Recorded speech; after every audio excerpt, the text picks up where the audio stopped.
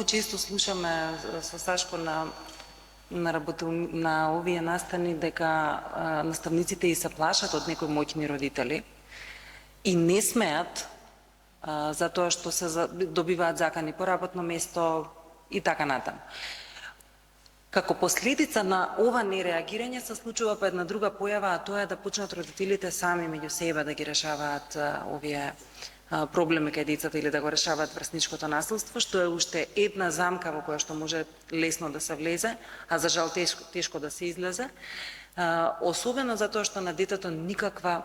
поука не му даваме со сето тоа. Знаете како, ако еден родител на дете жртва тргне во пресметка со родител на дете што е сторител на насилството, или ќе треба да покаже сила, а со тоа да се спушти на ниво на она агресија која што во нивното семејство носи некаква вредност, или ќе изгуби во таа битка и ќе му даде порака на детето: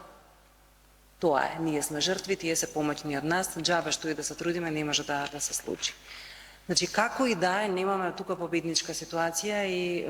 ми се чини дека е добро пред да се обратиме директно на другиот родител, зборувам од позиција на родител, нели? Да размислиме што очекуваме од таа пресметка.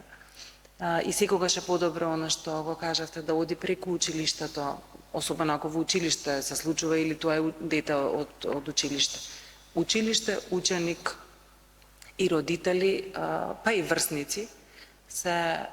главните учесници кои што може да помогнат за конструктивно надминување на проблемот.